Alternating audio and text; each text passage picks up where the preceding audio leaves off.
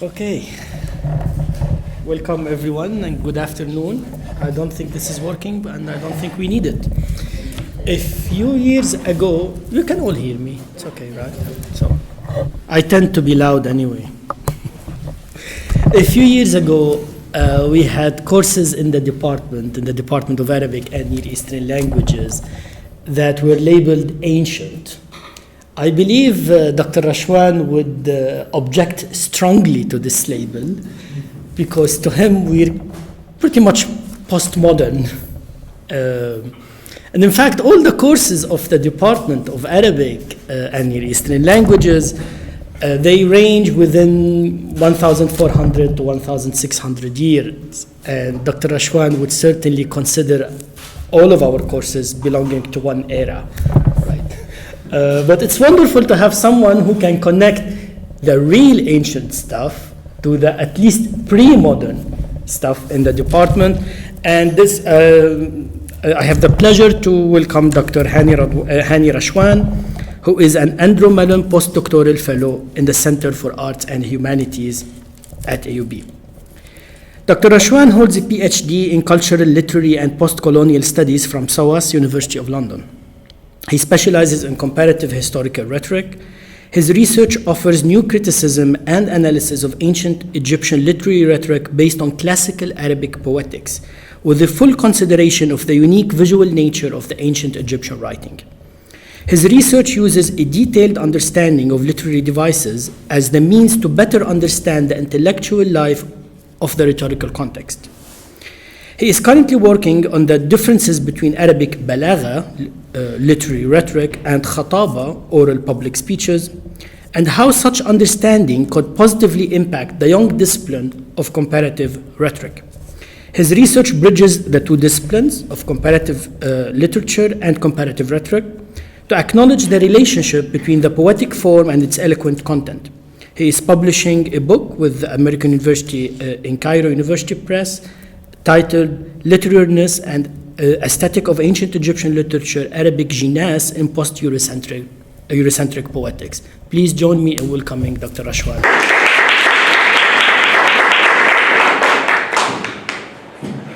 I must big thanks to Professor Abu Hussein. I'm really touched by his coming today, and I wish him all the best health and success. And also I wish to thank Dr. Bilal. He's one big factor behind my presence here in AUB in general. I was impressed by his profile and also about his enthusiasm in working in the Arabic literature. And I'm really happy to be here between you. And thanks a lot for coming, despite the political situation. My presentation is tackling our recent understanding of the notion of Jinas in two different cultures, the ancient Egyptian and Arabic, and how that can positively affect the reading process of the ancient Egyptian literary devices. I will tackle first the current understanding of the ancient Egyptian notion of rhetoric and suggest a new discipline that only interested in comparing the literary rhetorical devices of kindred languages, which I term it comparative balagha. So I speak here about the linguistic, comparative linguistic in general, and how the linguists combined certain type of languages with each other to create a phylum or a family, genetics related languages. I believe that an important key into understanding the ancient Egyptian language begins with understanding its language family. The Afro-Asiatic family is understood to include 6 groups of languages. The Semitic language family, which include Ugaritic, Arabic, Hebrew, Phoenician, Aramic, Akkadian, is without doubt the branch of the Afro-Asian phylum that has been studied the most and the longest. This is for a simple reason, that it includes languages such as Arabic, Hebrew, Aramic, that are the bearers of religious literature that have continued unbroken into the present. Languages should never be considered in isolation if closer relatives are at hand. This is one main principle in comparative linguistics. This Greenberg statement is one of my main supporting arguments which inspired my whole research. I do think that we still need to give this statement a means of being approached in the literary studies. Viewed linguistically, the ancient Egyptian language belongs to the same language phylum as Arabic and shares many of the same linguistic features fundamental to the literary production. The linguistic here, Derek Nurse, stated that when any language dies, that doesn't mean that its study becomes limited or restricted, since the other kindred languages can enrich our knowledge via the rediscovered linguistic affinities, which in turn designate the early connection between them. I will give you here like a simple view about the current rhetorical studies in the field of ancient Egyptian. So we again understand together what does it mean rhetoric in ancient Egyptian, in the Western understanding for ancient Egyptian. So you find here three quotes that speaking about three quotes which claim that ancient Egyptians through 3,500 years couldn't develop any logical argumentation base. I think in order to understand why these scholars have reached out to such conclusion, we have to look quickly at how they understood the notion of rhetoric in ancient Egypt. So one of them, James Murphy, there is no evidence of interest in rhetoric in the ancient civilization of Babylon or Egypt. For instance, neither Africa nor Asia to this day produced a rhetoric. So it's yeah. So goes in some details. The main research that opens up the scholarship of the ancient Egyptian rhetoric belonged to a biblical scholar. His name is Michael Fox. His reconstruction mainly based on extracting the public and private speaking rules from various wisdom texts, gathering them to form one general unit, ignoring the fact that such wisdom or instruction texts were often fictionalized, presented as coming from a father to a son, and often as rising from a very ancient and famous figure. So you can see here, he divided the ancient Egyptian rhetoric into 5 canons: maintaining silence, restraining feelings, finding the right moment to speak, speaking fluently, speaking the truth. The continuous stress on the moral element in the ancient Egyptian rhetoric appeared strongly in these studies because using the wisdom and religious literature to extract the oral public speech rules. So to understand why they were focusing on the public oral speaking rules, we have to understand what does it mean rhetoric in the Western studies. This quote saying, briefly, what's the general definition of rhetoric. Rhetoric derived from the Greek philosophy is traditionally conceptualized as a method of persuasion through logical rational arguments. This Eurocentric perspective has privileged at the expense of other traditions of orality and orator, a narrow understanding of the ways by which cultures communicate meaning and tradition through the spoken. So even the scholars who try to produce a rhetorical studies like rhetorical analysis, they find it, as we find here in the other quotation, even those scholars sensitive to the value of rhetoric as linguistic and cultural force have generally found it difficult to produce insights equal to the critical role that rhetoric has played in the history. So speaking about comparative rhetoric discipline, this is the main reference that opened the discipline of comparative rhetoric.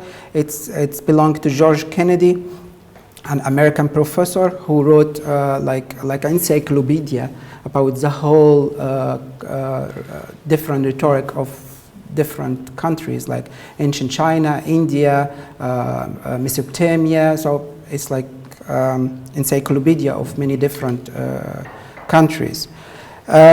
Comparative rhetoric is a new discipline. This deals with the study of rhetoric across different cultural traditions, but it seems to me that the most of the Western scholars started with the wrong methodology to understand and explain rhetorical systems of the other, depending on their own Western understanding, placing the terminology and theories of Western rhetoric not just as a convenient starting point, but also as the limit of their inquiry. As a result, all other rhetorical systems become ugly replica of the Greco-Roman one, as we have seen in the first three quotations. Apparently, much of the existing attempts to reconstruct the ancient Egyptian rhetoric were hampered at the start by a number of preconceptions that have long been embedded into the general discourse as a scientific or empirical facts. Most such preconceptions center around a primary definition of ancient Egyptian rhetoric as part of public oral practice. The ancient Egyptian and the Greco-Roman cultures have two distinctive perspectives of viewing language, and its rhetorical system, as a result, differing in structuring their persuasive messages. The knowledge of this literary textual practice will play a great role in clarifying how the ancient Egyptians effectively employed many different poetic resources to affect judgment, hence attitudes and actions. A recent study edited by the Arabist Frederick Forer offered insightful thoughts about the two rhetorical systems that always existed beside each other, philosophical and literary rhetoric. The philosophical rhetoric deals with argumentation and regulation of public oral speech, and strongly represented in the Greek rhetorical system that is based on Plato and Aristotle's theories. The literary rhetoric deals with the conveying of meaning in the best literary verbal forms, or the study of aesthetic effectiveness, and is strongly represented in the Arabic rhetorical system, balagha, which mainly arises from the text of the Quran, whose literary inimitability pushed the grammarians very early on the 9th and 10th century to enumerate, define, exemplify, and classify the linguistic and grammatical peculiarities of the revelation. I'm putting Greek and Arabic here between practice to avoid the implication of cultural nativity or purity, as I do believe it doesn't exist. The two rhetorical systems were existed in Arabic culture, but apparently the literary one was the more dominant in comparison with the logical argumentation one. Apparently, the conservative scholar of religion hated this argumentation rhetoric. There is a quote after the famous Islamic scholar Imam al-Shafi'i saying, "People didn't become ignorant, nor deferred after their abandonment of the Arabic language and their inclination to the language of Aristotle." The main difference, it's still ongoing research, but I think the main difference between the two systems, Arabic balagha and khitaba, or the Greek, depend on the nature of the content. The literary one is just confirming a dominant belief without challenging its accuracy, while the argumentation one is using logical reasoning to deconstruct a long-established thinking or to support a new way of assessment. Both of them are using high literary language. Thus, I am suggesting to use the literary balagha system as a vital key to better understanding the total meaning of the ancient Egyptian texts that belong to the two rhetorical systems. So let's see the Western effort in understanding stylistic in the ancient Egyptian language. It is clear to me and to many others that the ancient Egyptian textual materials have been little studied from the literary poetics point of view. I mean, the stylistic textual practice of the ancient Egyptian writers itself is little known. So, and I think it's not just the ancient Egyptian, it's the whole ancient Near East cultures. They suffer from the lack of methodology to approach the stylistic innovation. So there are few studies concerned with the stylistic aspects of Egyptian literature, but their arguments are mostly built on the definition of Western rhetorical devices. The only book exists for the ancient Egyptian stylistic it's a German book, someone called Hermann Grapo, and it was written in 1936. And until now, we don't have any work on stylistic. We will see why we don't have, or why the Western scholars couldn't develop more studies in the stylistic. These two quotations confirm that the world of ancient non-Western literature is seen, described, and mapped from European standpoints and interests. Antonio Loprieno, his Egyptologist, declared this fact in the beginning of his article about the ancient Egyptian wordplay. There is always a conceptual dilemma inherent in trying to write on stylistic or rhetoric devices of a culture whose views on language are very remote from our own. What he suggested to do is, in the case of literary devices, these are categories we draw basically from classical antiquity, mediated through the European Middle Ages. So every scholar is coming with his own background, and it's imposed on the ancient non-Western literature. The issue highlighted by Lobreno is not personal, but rather long-standing, important, and enduring. It summarizes the difficulty Western scholars face when describing a non-Western culture and how its various linguistic, literary aspects have processed through different layers of self-assumed Eurocentrism. Nevertheless, his insightful observation can easily answer this problematic question of why Egyptologists for more than 150 years couldn't make progress when studying ancient Egyptian stylistic or literary rhetorical devices in general. The Russian literary critic Mikhail Bakhtin also tried to decipher the Western conceptual dilemma that hindered Western studies from fully comprehending the different stylistic nature of non-Western languages. He said stylistic analysis meets with a whole series of difficulties, especially where it concerns composition of distant ages and foreign languages, where the artistic conception finds no support in a living linguistic scent. And his proposal to solve this dilemma, here linguistic historical communicative study of the language system and styles presents in a given period, social, professional, generic, fictional, and others, may provide the help essential for reconstruction of the third dimension of the language of the novel, and to reactivate its differentiation and distancing. Apparently, Lobreno or Bakhtin didn't consider a different methodology that would be based on establishing a stylistic comparison with kindred languages that would rediscover the minute details of ancient literary practice. The offered study is one modest step in recognizing these written literary materials in their own right and in gaining a better understanding of their mechanism, fineness, and refinement. So I will give a summarized idea about Arabic balagha system. So the Arabic notion of adab during the preprint era is a good model for understanding the notion of being literary or not, as it cares more for the literariness of the reading text than the author or its genre. The Arabic definition of adab can contain different literary genres that hardly can be accepted now as being part of our modern concept of literature, such as animal fables that teach wisdom, encyclopedic description, and proverbs of 35 animals, stories written in rhymed literary prose, and religious analysis of the Quran.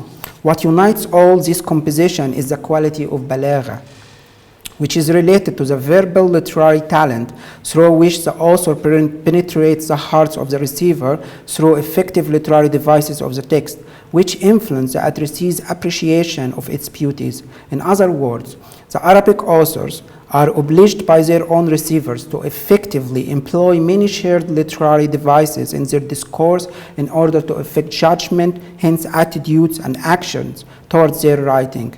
The Arabist Wolfhard Heinrich rightly stated, normally when we study Arabic, when we study classical Arabic words of literary theory, we are not surprised to find three major text genres: Quran, poetry, and ornate prose, including proverb. The common denominator that binds them together is the quality of balagha. Balagha, at the end of its scholarship, is divided into three categories: ilm al-ma'ani, which deals with grammatical forms and kind of sentence. This Arabic linguistic tradition makes a fundamental distinction between grammar as a discipline, dealing with the formal syntactic structure of Arabic, and this stylistic discipline, which creates the effective employment of this structure in communication and their properties. It deals with all the questions related to grammatical semantics and pragmatics. Ilm al-bayan, it's the moods for achieving lucid style and clarity of expression. It consists of three main parts: tashbih, majaz, and kinaya. Ilm al-badi', it's concerned with the beautification of style and the embellishment of speech. Balagha intensively, in general, studies the material reality of the literary text itself, and by studying the various literary forms, it paves the way for better understanding the general content and how the literary devices actually work to achieve the author's goals.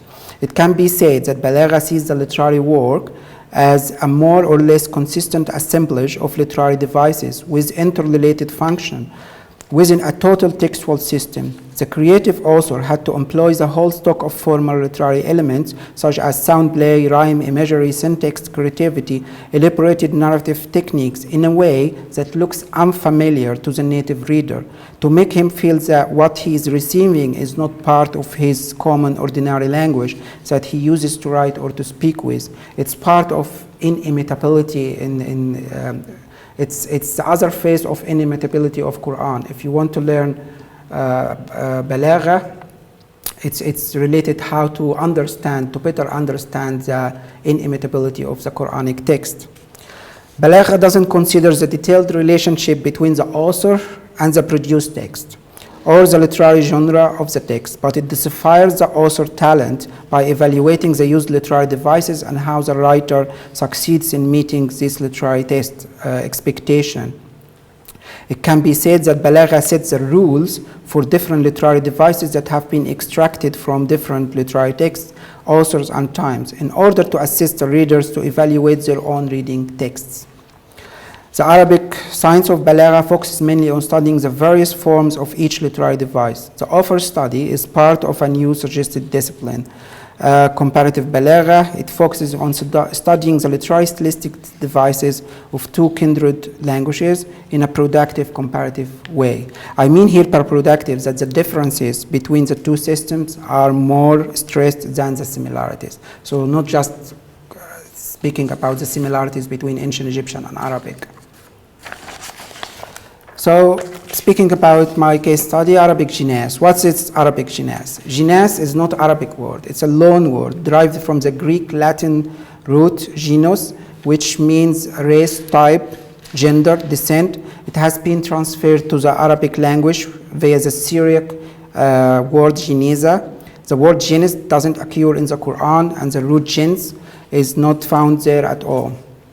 Nor are these used in pre-Islamic or early Arabic poetry or in the major canonical hadith compilation. However, the concept of jinas in Arabic Balagha is fully Arabic and is more related to the nature of Arabic language, not the Greek. Here, this is the early studies of jinas. Kitab al-Agnas min Kalam al-Arab, one of the earliest philologist study of Arabic in general. And Jinan al-Jinas, and Jani al-Jinas, and Bulugh al-Arab fi Ilm al-Adab, Ilm al-Jinas. Each book of those have a different methodology in tackling Jinas. So what's the equivalent of Jinas in the West, in the Western literature? It is worth mentioning that the study of wordplay in the West suffers from different problems. One of them is the many interrelated terms exist in both ancient Greek and Latin. Peter Redfern here shows some of these terms, saying that many commentators have remarked on the state of extreme confusion between each of them. So we have to understand that ancient Greek, they have developed their own terms, and after that the Latin, they added more terms on that, and after that the modern European language, they developed terms according to their languages as well. So it's not just one line from ancient Greek to the Latin, and after that to the modern European. These phenomena affected negatively the study of non-Western wordplay, and many scholars declared their abhor of bridging their own Western terms with the ancient non-Western material, considering the unclear nature of the modern Western concepts. Here I have a quotation from two scholars. He's saying the study of wordplay in ancient Near Eastern literature in general has historically been plagued by a loose and inconsistent vocabulary. The commonest term usually applied to the phenomena have been wordplay, paranomisia, and punning, and each of these masks a wide array of devices and possess connotations that don't adequately convey the purpose of the phenomena in antiquity. This is especially the case of the term wordplay, since its use in the classical Greece, the term paranomasia has had a long and equally inconsistent history of usage. However, it is used today as an umbrella term to describe a number of different sound devices, including alliteration and assonance. Punning is the most general of the three terms and can be used to cover wordplay and paranomasia, as well as visual devices. So here's the scholars proposing the term pun. So let's understanding what the term pun means in the English-speaking world. To better understand the confusing dilemma of writing about Arabic Jinas or ancient Egyptian wordplay in the Western studies, we have to understand the ancient Greek and modern Western comprehension of the common terms. The history of this literary term pun can perfectly illustrate the contradictions in what at first seemed as a fairly clear-cut history for modern Western studies, but it's not true. The inconsistent conjectures about the early root of the term pun emphasize the difficulties that covers its early etymological meaning, and thus provoke many uncertain speculation about its early reception and function as a literary rhetorical device. The familiarity that English readers feel towards what is called pun is part due to Shakespeare writing, the England national poet who lived from 1564 to 1660. However, the earliest record use of the word pun cannot go farther than 1660. Mainly in the work of the English literary critic and poet John Dryden, it just means that all the known definition of the term pun that exists in the English dictionaries are based on the modern reader knowledge of what puns are, and dictionaries seem to authenticate what they already know. It means also that most of the European languages, with their historical ancestors and even Shakespeare himself, weren't familiar with the word pun and its modern Western concepts at all. If you are familiar, Shakespeare have received a huge amount of criticism about his use of bad pun. He wasn't even aware of the term itself because it was created after his death for 50 years or something like that. So Joseph Dane demonstrates such fact in his critical treatment of pun and its equivalent, paranomasia quibble, during the 17th and 18th century, and how their historical concepts look elusive and vague in the three empirical languages of Europe, English, German, and French. So here it's American professor saying, for the English word pun, there are neither cognates or conceptual equivalents in other European languages. In German, one can do is Wortspiele, but this is clearly a much broader term than ours. Does this mean that puns don't exist in German literature, or does it simply mean that there is no way to point them or to conceptualize them? So it's very problematic, the word itself and its application in the European language. I mean the imperial language of Europe, so not all Europe even. Moreover, pun is always described in English world as the lowest form of humor. So you can imagine if you find like there is like a famous Arabist speaking about puns in the Sira, punning as a method of understanding, punning. So if we understand the modern concept of pun, like pun in the Quran, so they already have a preconception about pun coming from their own languages. So English-speaking communities nowadays regard pun as a very low form of humor, as they are particularly fearful of the obscene pun, which is a major variety of the form. So I suggest here to use the term Jinas to stop the automatic application of Western terms and concepts. So here I will give briefly, I have reconstructed like 30 types of Jinas, but I will focus here like few types just to emphasize how the Arabic linguistic nature can help to rediscover the ancient Egyptian one. So I will begin here with two types of Jinas, but here are just two kinds of Jinas that we cannot investigate in the ancient Egyptian language because the lack of harakat records in the ancient Egyptian consonantal writing. So I'm against the use of the word or the term vowels because it's completely has a different history in ancient Greek and in Latin and modern European from the Arabic understanding of vocal movements or harakat. In this Arabic instance, one vocal movement is used to distinguish the semantic differences between two Jinas words in order to define the implied literary play between the two analogous words. So we can see here, وَلَقَدْ أَرْسَلْنَا فِيهُم مُنذِرِينَ فَانظُرْ كَيْفَ كَانَ عَاقِبَةَ الْمُنذِرِينَ. So here we can see that it's just one vocal movement who turned the same word, from active participle to passive participle. Vowels doesn't do that in the Western languages or even Latin. So I have differentiated between them according to the function that Arabic harakat play in Arabic. Full Jinas.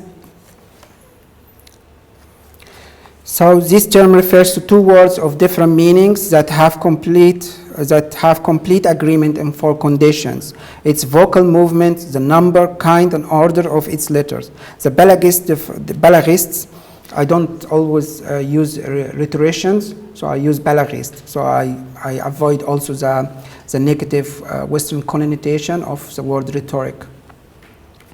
Because if you say like it's a rhetorical claim, it's empty. It has no action, empty word of action. So the Balaghist differentiated between the different forms of the two words. Both Jinas words are nouns, verbs, or prepositions. They have been called analogical, identical Jinas, Jinas mumasil. If they are different in gender, they call it fulfilling Jinas. So why we can't investigate these two Jinas types in Arabic, in ancient Egyptian? Mainly because in ancient Egyptian, it's like Arabic in writing. They don't consider the vocal application, the harakat, they just write consonants. It's a very strong phenomena in Aramic, Phoenician, not Akkadian, but it's related to the Proto-Semitic languages. So partial Jinas. This Jinas term refers to two similar words that missed one of the four conditions of full Jinas: vocal movements, number, kind of. So al-burd yamna al-bard. So al-burd is a close and al-bard is cold.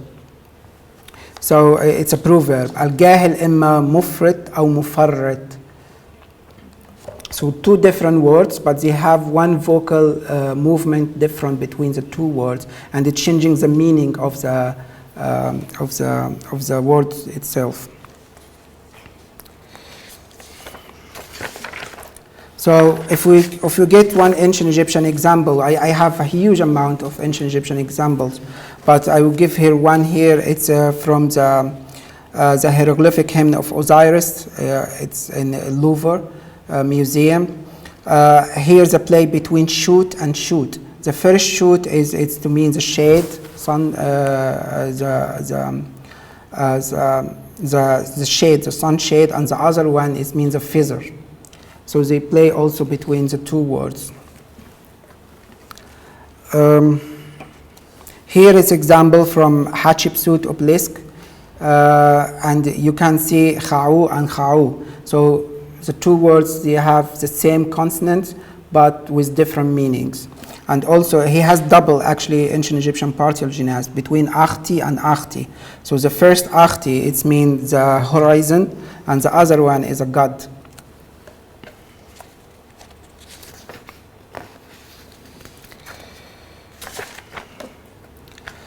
So here partial Jinas but additional letter at the end. Fulan ham hamil لأعباء الأمور. كاف كافل بمصالح الجمهور. So we have here one extra letter at the end. We have it in ancient Egypt as well. Sipr and sib. Sa and sah.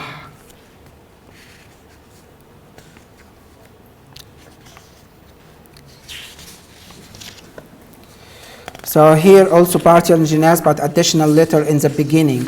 So we have a proverb دوام الحال من المحال. So here we have one extra letter in the beginning. So here we have khisiru and siru, nibu and bu. And also in the other example, hymns of Senwestrit III, sikhit, khit. So here we have extra letter in the beginning. Partial Jinas, additional letter in the middle. So like jiddi, jehdi, it's a proverb as well. So we have here one letter extra in the middle of the word.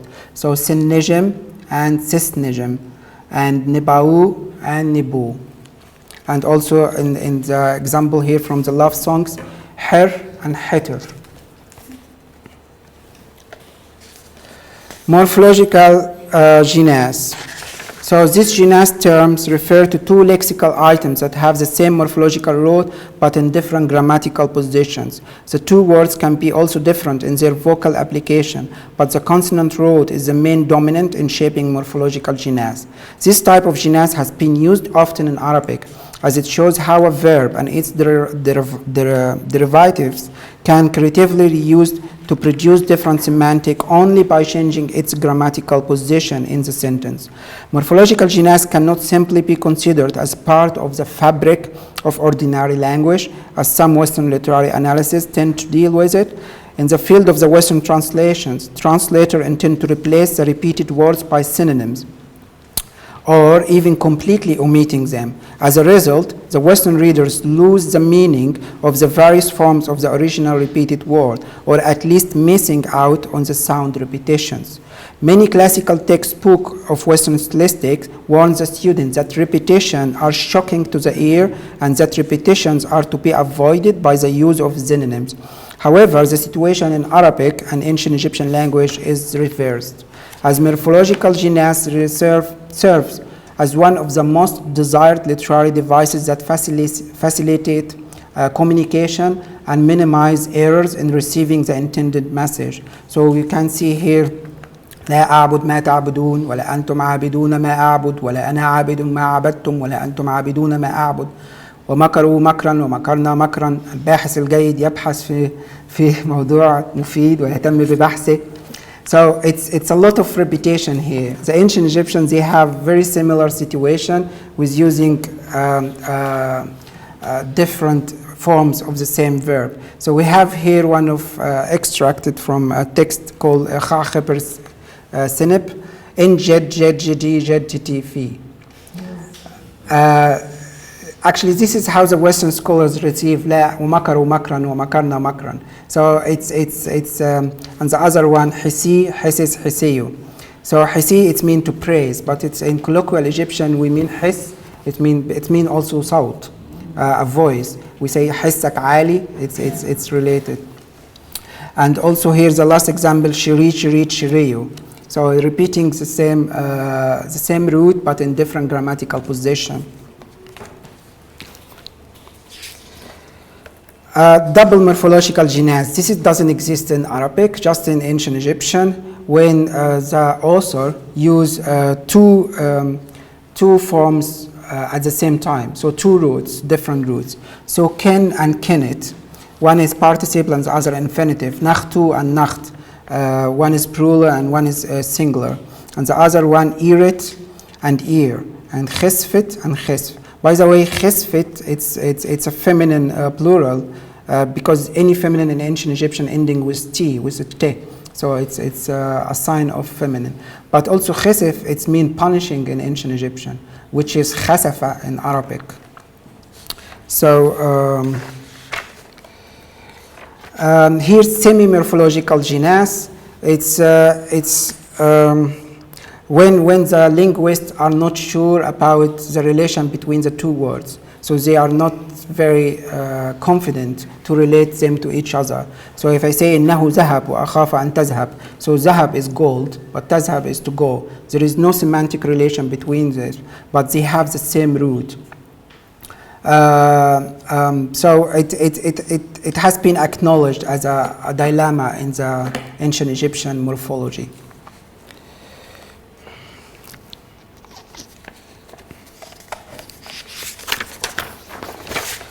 So another type of Jinas, which is reverse Jinas or Jinas al-Maqlub, when the author playing with two words, but he arranged the letters in the opposite way. So if we say Kaffu Bahr wa Ganabu Rah, so Bahr and Rahib. And you will notice also that they have a relation between them. Bahr is mean sea and it's also wide, and Rahib is also it's mean wide.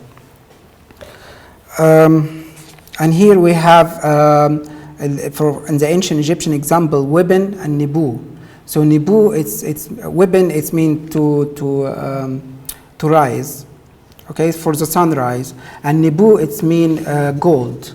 So that's why Nuba called Nuba, because it's coming from gold. So Nebu is the origin word for Nuba. And other example from the eloquent peasant, Aw and Wa, and Hawa and Hau. Partial reverse Jinas, Awrati and Rawati, and in ancient Egyptian, Seben and Seneb. Echo reverse Jinas, and this is related to like he rearranged just two letters, but he keep one similar between them. So Ter and Beret, Hetib and Bet, Ta and Iyat.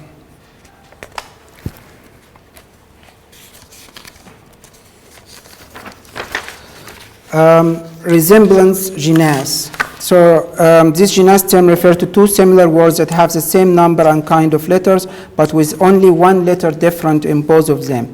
This is not a letter that has been added to one of the words. If the two different letters are the similar sound quality, it called, they share the same places of articulation. This type of genus is called resemblance genus. If the two different letters don't come from the same places of articulations, it's called non-resemblance genus. So Laylin Damis was Alam and Tamis. Damis and Tamis. One Dal and other Ta. In ancient Egyptian, we have here How and Chaw. And also the other one, Di Kher, Rikiyu Kher Sbi. I made your Kher and Gher. Kher here, the first one is meant to fall down. Like in Arabic, kharra sajidan. But here it's used for the enemy, and you can see there is a man falling on his face. So this is the determinative, the visual. It's unspoken. Yeah. Non-resemblance genus, one of the very famous medieval books about medicine. عيون الأنباء في طبقات الأطباء. أنباء أطباء. Nun and Ta, they have no relations. They are not sharing the same articulation source. In ancient Egyptian, Mesih and Menih. Mesih, it's mean crocodile. In the Arabic, is Timsah. And Menih, Ma'if. So Ma'if, this is the end. It's a preposition. It's mean with, Ma'. It's the same one in ancient Egypt and Arabic. Tinemu and Tamu. So here we have one different letters between them, but they don't share the same source of articulation. Beginning genus, وَمَنْ يَطَعَ اللَّهُ وَرَسُولُهُ فَقَدْ فَازَ فَوْزًا عَظِيمًا. فَقَدْ فَازَ فَوْزًا عَظِيمًا. 3 words. So in ancient Egyptians, they loved this way of connecting words. So you see one of the examples here in ancient Egypt, خاعو خبرت خبرو خبري خاعيت خاعو. So it's a lot of خا. نفعت نفتفت. سختي سبر سب سنو. It has a lot of musical functions to facilitate the communication as well. And the last one is visual genus, جناس الخط أو الجناس المرسوم. This genus term in Arabic refers to two words that have identical number and kinds of letter, except for different letter, with the two different letter. So here I will speak the main pure difference between the ancient Egyptian language and any other pure alphabetic system will be related to the visual nature of the ancient Egyptian writing and how the Egyptian writer take advantage of such visual inimitability. The visual rules that govern their literary interaction are not fully studied yet and can be easily overlooked under the influence of our dominant alphabetic knowledge. The term used for, so here in Arabic, it's الذي هو يطعمني ويسقين وإذا مرضت فهو يشفين. So the difference between these two words, seen and sheen, only the 3 dots. And so it was late in an Umayyad period, they added these markers, so these dots, but these dots become part of the form of each letter. And also, so here it's one of the maqamat al-Hariri, the Aleppo one, so Zayyan to Zainab. So if we just remove the dots, we will not be able even to understand what the word means. بقد يقد ودلاه وإله نهد يهد. So how it works in ancient Egypt. So this is, so if I will explain simply how the ancient Egyptian writing function. So here mesih, so I have 3 letters, M, S, and Ha. And after that they put a picture which has no sound to represent what it has been pronounced. And it's called determinative. So it's soundless, voiceless picture to say what the word it is. Every ancient Egyptian word has this feature. So the word for a cat is meow. So M-I-W, and he put at the end a picture of a cat. Okay? Yeah. So this is how easy the ancient Egyptian functions. We thought you were a great linguist, Helen. Okay, so I'll give here some example about how the ancient Egyptian writers used these creative writing facilities. So here's a word. It's a love poems, like 7 stanzas, and they have terms also. The terms they used for stanza, it was hud, and hud means in ancient Egyptian house.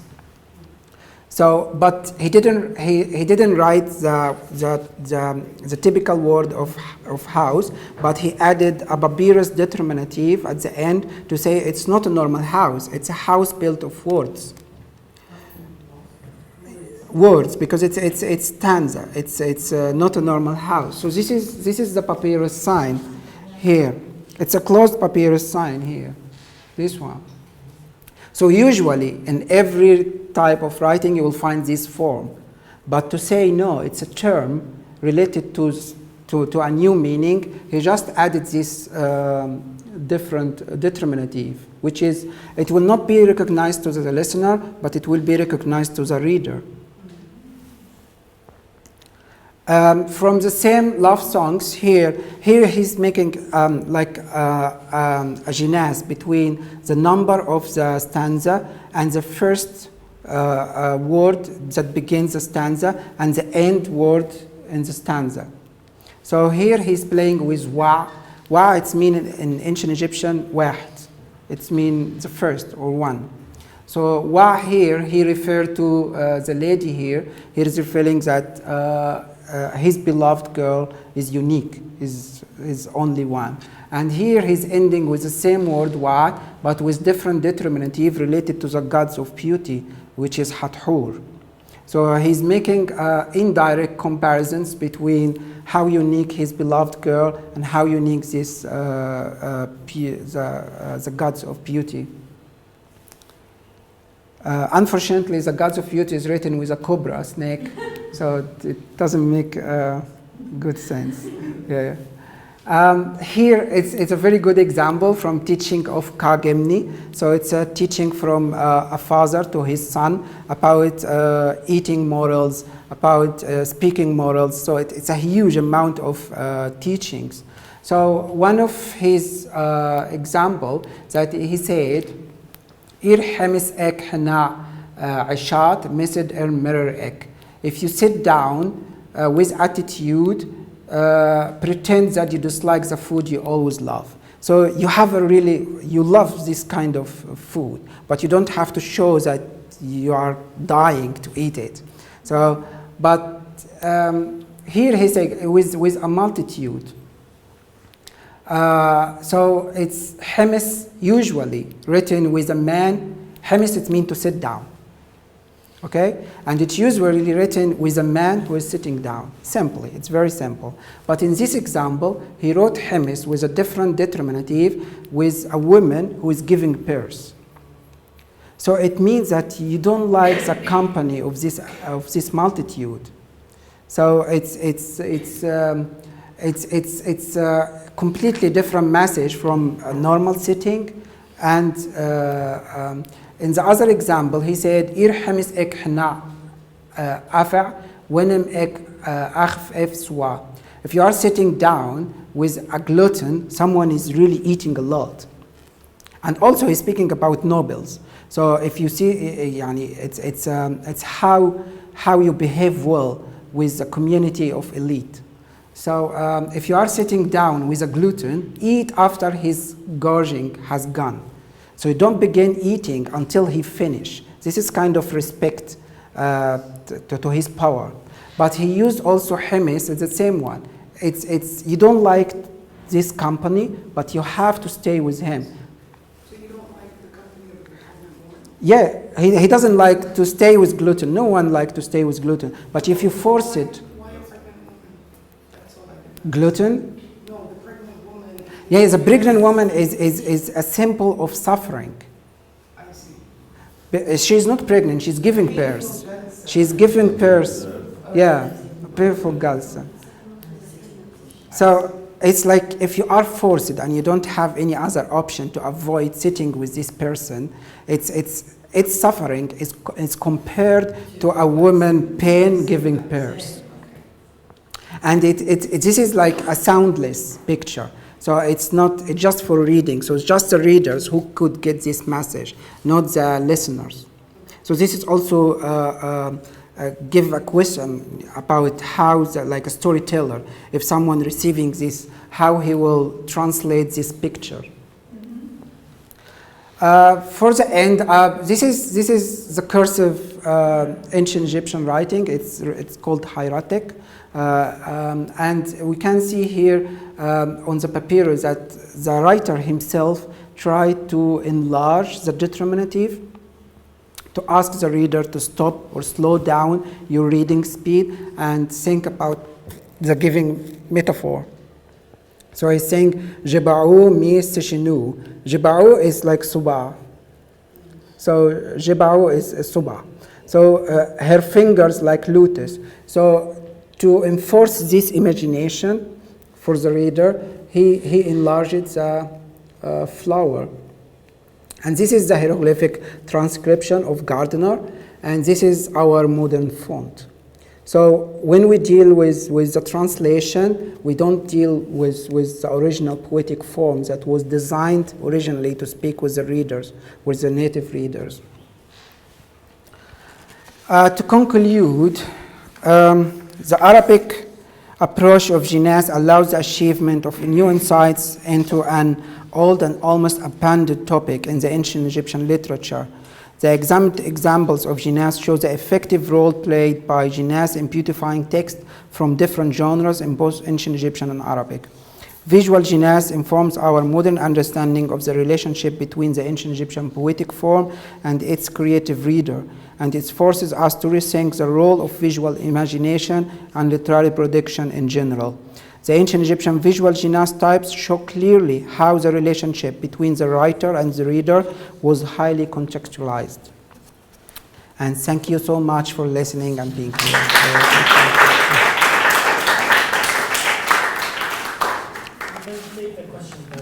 There.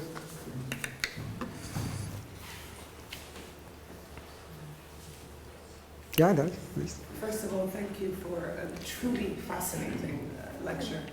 I feel like it's both intuitive on some level and at the same time utterly strange and foreign and interesting. So thank you so much. My question is to do with the two parts of your lecture. So the second part is this very detailed analysis, which I found fascinating. And then you have this theoretical reflection at the beginning. And I think somewhere along the line, I've lost the connection between those two parts. So if you could just reiterate that.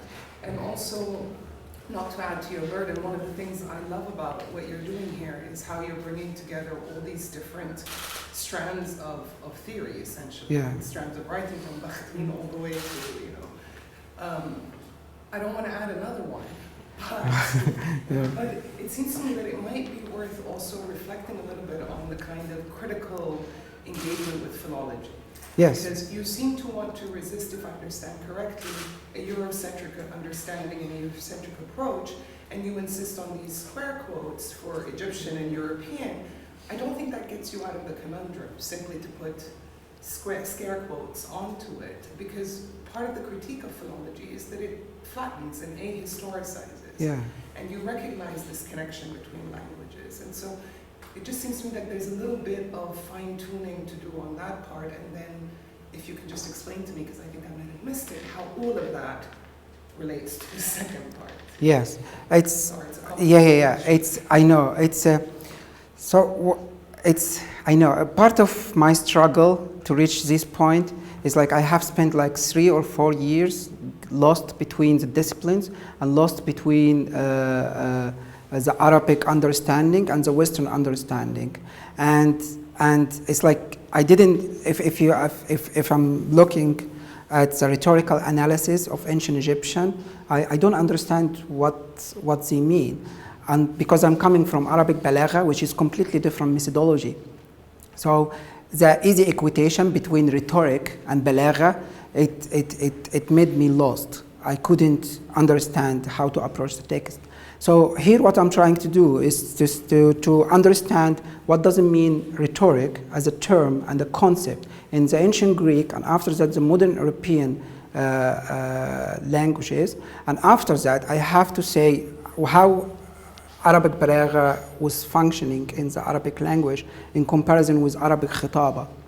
So I have here more than one playground, and I have to pave the way for Jinas, and because also Jinas it was heavily studied in the Arabic world, but in ancient Egyptian or even Hebrew or Akkadian, no one even proposed it. And when they come with their background, they come with Western.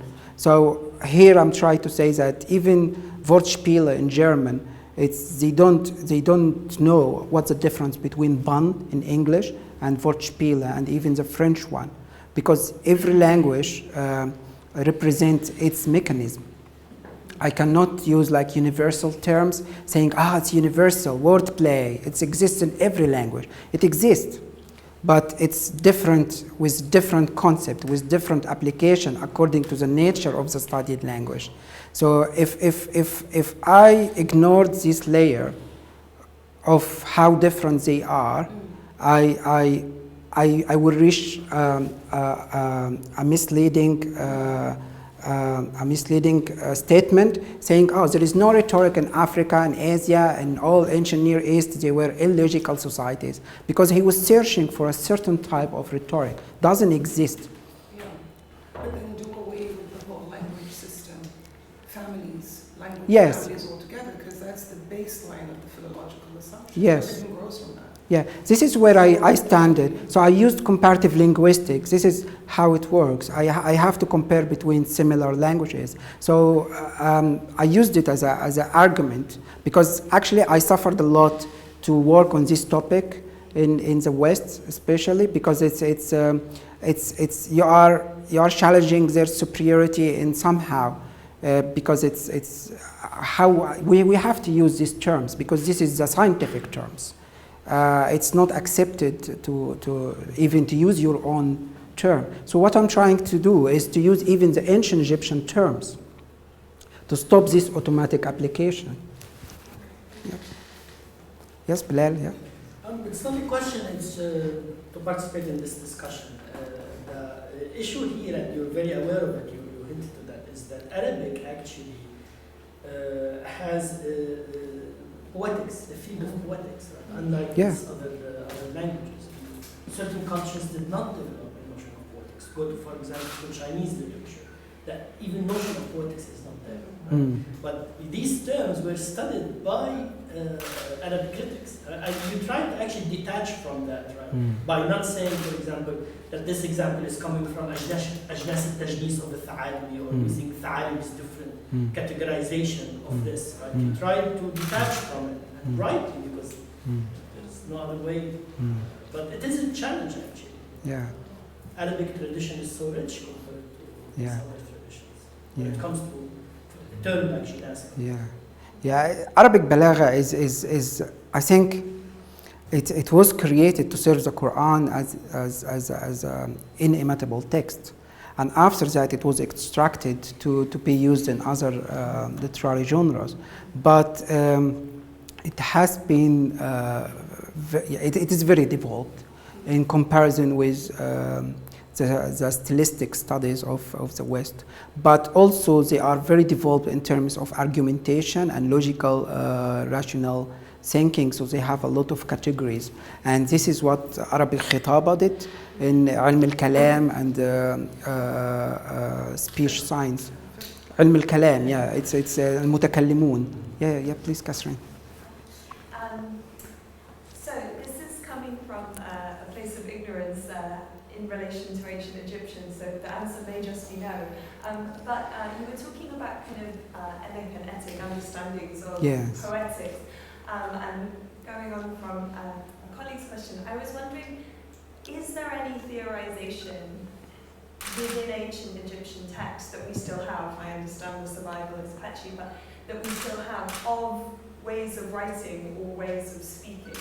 You know, is there an understanding that comes from within that linguistic culture, or do we just not have that? Yeah, this is a very good question. Like, it's the main argument that to impose the ancient Greek classification and understanding, it's this ancient cultures, they don't have theories left. They didn't produce a qualified theory that can match the ancient Greek, and this is really sad. But I tried indirectly to use many ancient Egyptian examples. This is like empirical data. It says that they were aware of the phenomena. It doesn't mean that they didn't have a book or theory about it, that it wasn't practiced. So we are aware of many theories, but we don't use it in our work. Maybe we hate it even. So so this is but we have actually some literary critics in ancient Egypt, like they prefer certain type of genre.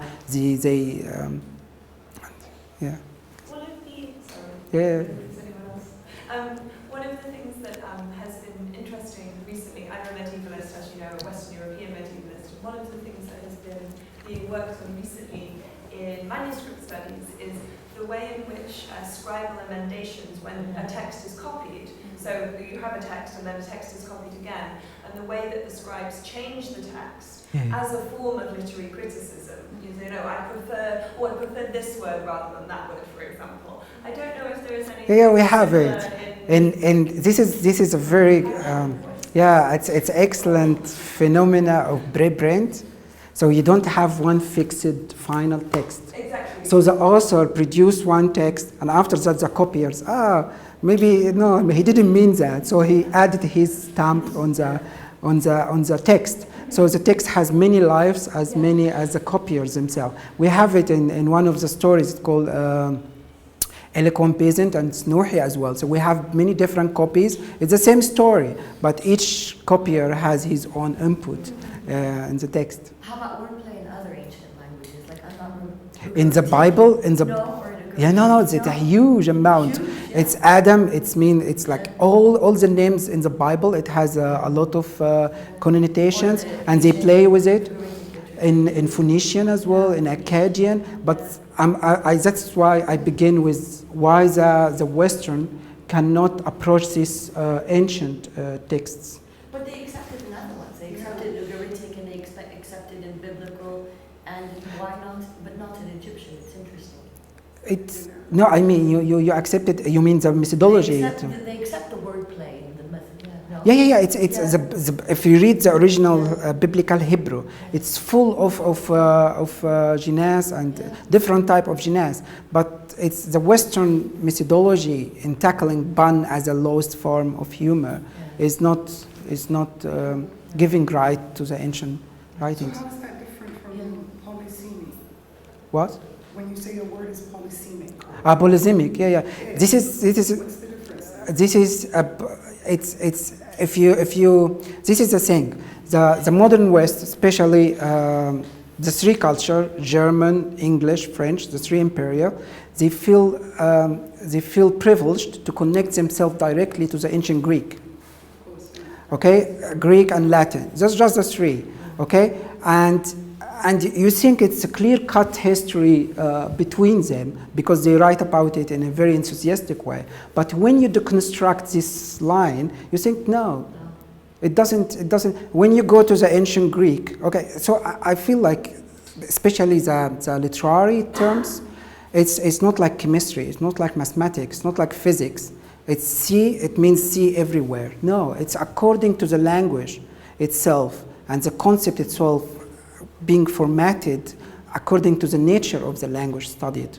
So I cannot use the Greek terms as a universal because we don't have terms. No, we have terms. And we have intellectual people.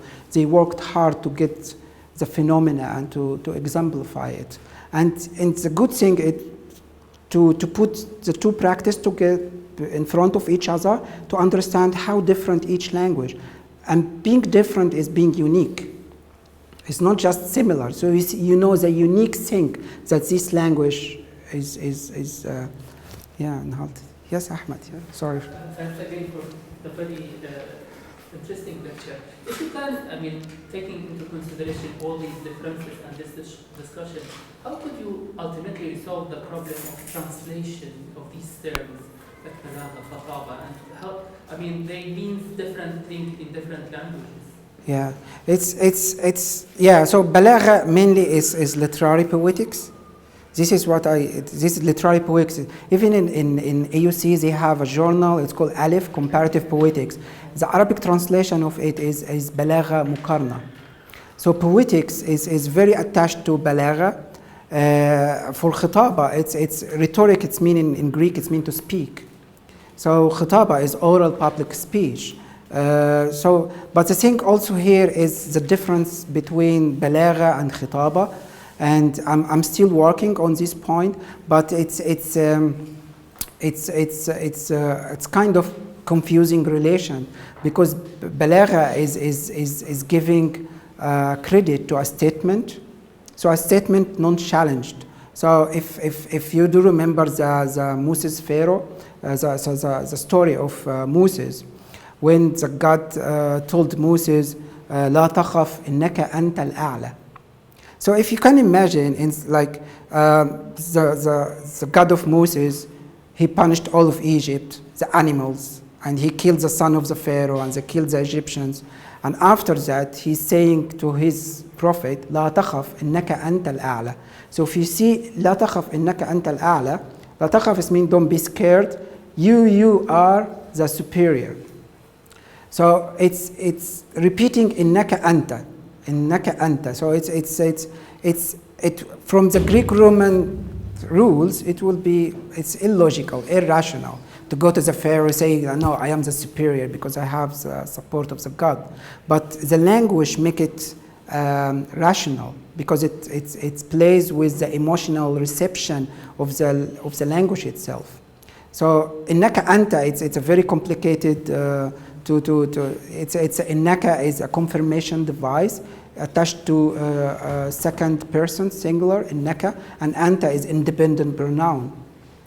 And al-a'la they put a definite article al-a'la, and a'la means superior, so they are the superior. So how he got this superiority? By language. So this is balagha. So but if you assess the situation, it will be, you have the God support, and it's a metaphysical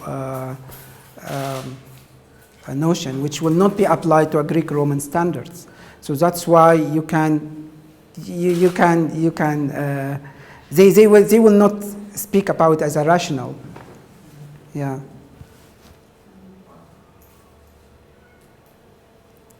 Thank you so much. Thank you.